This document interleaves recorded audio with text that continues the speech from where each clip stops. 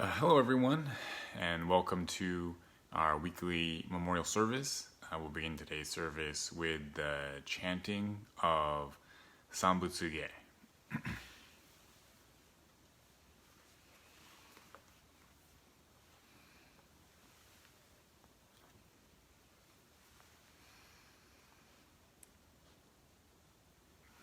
Following the chanting will be the reading of the names, and then a short Dharma message, and then the reading of the letter on white ashes.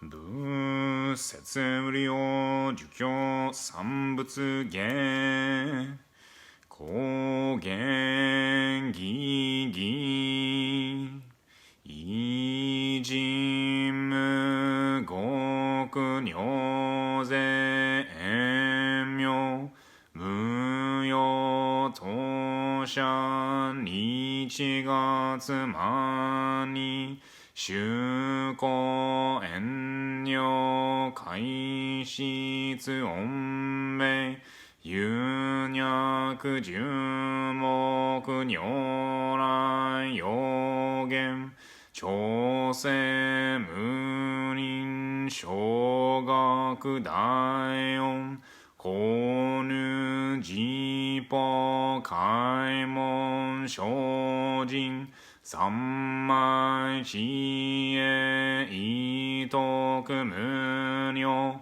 修正慶神大前年小仏崩壊愚人人の空語外体無明欲ぬ生存用無人の死死人徳無量空空広大知恵人妙光明異相神道大聖願が差仏在所法可動精進未不下脱不正上位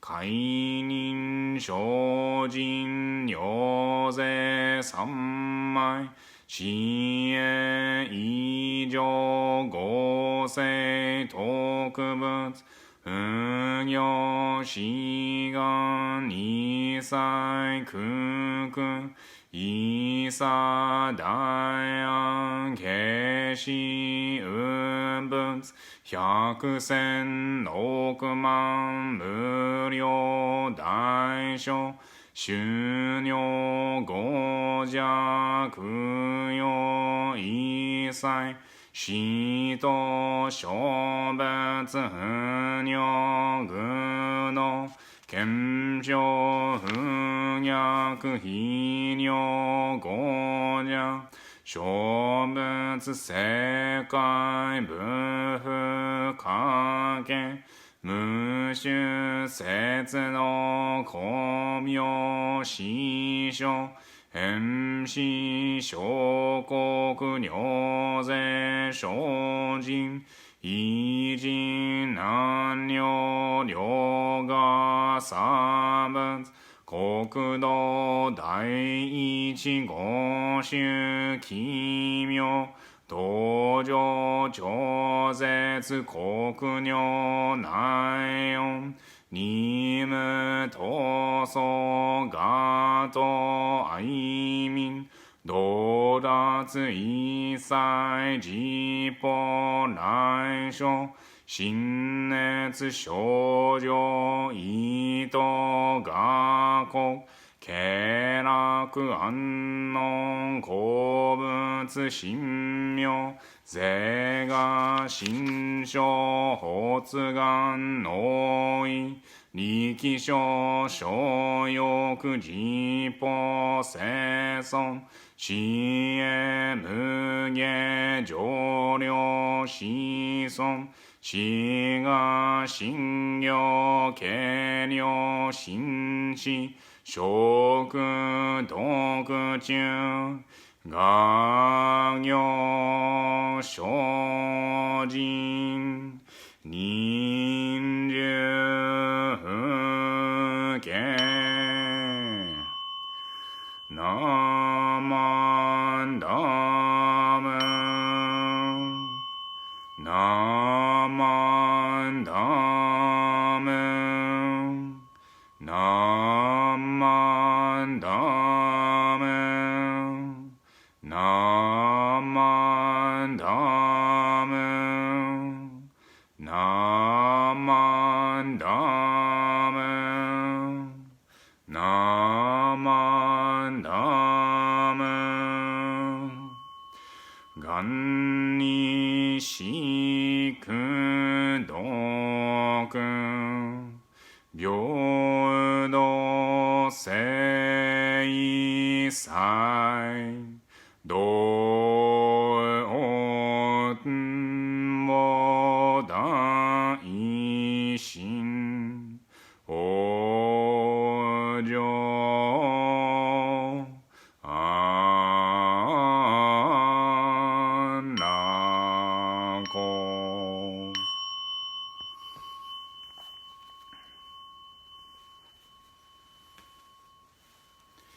Namandos, namandos, namandos, namandos, namandos, namandos.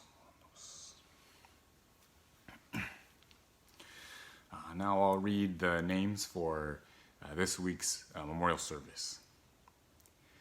Harry and Yuki Nakano. Yuki Sam Orite. Jim Lujan. If you could please join me in Gassho. Namo Amida Butsu. Namo Amida Butsu. Namo Amida Butsu. Namandos, namandos, namandos. Okay, now I'll give the message for today. So we are now in May, and it should be the second round of the NBA playoffs if you follow the NBA. But unfortunately, everything was canceled since COVID and the social isolation and everything. So for the safety of everyone, they've canceled the rest of the season, including the playoffs. So for some teams, this is a good thing because they didn't have any shot at playing in the playoffs really at all anyway. But for other teams, this is really disappointing because many of them thought that perhaps this was the year that they were going to win the championship. And so it's very difficult for the players, everyone in the organization, and of course for the fans, for everyone that really wanted to see their team maybe win it all this year. So for them, it's very difficult. And it's difficult because we always think that there's going to be the playoffs. Every year we always have the season, whether it's any sport, the NBA, NFL, and NHL, whatever. There's always these seasons, and then there's always the playoffs, and there's always a champion. So every year we have that. And when it doesn't happen, then it really disrupts how we feel and how we think because it's not part of our normal schedule, how we expect things to be. And that can be very hard. In a much larger sense, if that's kind of a smaller sense, this relates to how we feel whenever we lose someone. It's a huge difference because there's this much bigger magnitude in our lives when we lose someone that we care about. But there's this similarity in that we'll never actually know what's going to happen after someone passes away. We expect them to be there. We hope that there's things that we can do with them. But when they're taken from us, especially unexpectedly, oftentimes we think about what it is that could have been, these things that we could have done, the things that we wanted to do with them. No matter how much time we spend or how far in advance we know, it always seems like we never have enough time with the people that we lose. It hurts a lot, and it hopefully doesn't turn into regret, although admittedly it's hard not to. I think it hurts so much that fundamentally we change how we see the world. It shifts the importance of things in our life. So my middle school Dharma school teacher was very smart, very impactful, very probably more importantly, very patient with me. But she gave us a lesson that left this incredible impression on me and has stayed with me, and it probably will stay with me for the rest of my life. She pulled out a $20 bill and she asked us what it was. And so, of course, me being this kind of unruly kid, I was yelling out that it's a $20 bill, and do you know how many cheeseburgers you can get with that much money? But when she heard all of our responses, she then told us that it's simply a piece of paper. It's nothing but a piece of paper, and there's only value in it because we place value. The value that we attribute to it comes from our minds. There's no actual inherent value in the bill. It's only because that we, as people, placed value on that it had any. So this concept really rocked my mind. I was probably very sarcastic and annoying in my response, but it did shift the way that I viewed things. So going back to what I was talking about earlier, we place value in certain things in our life, whether it's our jobs, our hobbies, our friends, our family, our home, our car, our possessions. And the value that we place on them depends on who we are at that moment. So all of these things can change in an instant. And more often than not, when we lose someone, that's one of those instances where everything that we put value on, it kind of shifts. And when we lose someone unexpectedly, we put value on things that we want with the people that we love because we realize that the time we have isn't always guaranteed. So to kind of put it back on that metaphor of the NBA playoffs, we think that there's always going to be playoffs and a champion every year because that's just what happens. And when it doesn't, it's sad and it's difficult to come to terms with. In the same way, we always think that we have tomorrow or next month or next year because that's usually what happens. But to live a fulfilled life, a life with little regrets, we must shift the importance of the time that we have to share with our loved ones.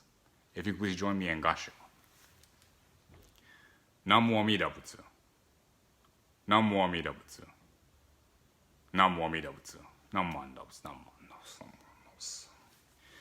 Now I'll read the letter on white ashes. The letter was written by the 8th head abbot of our school of Buddhism, Chodo Shinshu. It was written by Renyo Shonin, and it was written hundreds of years ago in response to someone who had just recently lost someone. In silently contemplating the transient nature of human existence, nothing is more fragile and fleeting in this world than the life of man. Thus, we've not heard of human life lasting for 1,000 years. Life passes swiftly, and few among men can maintain their form for even 100 years. Whether I go before others or others go before me, whether it be today or tomorrow, who's to know? Those who depart before us are as countless as the drops of dew. Though in the morning we may have radiant health, in the evening we may return to white ashes.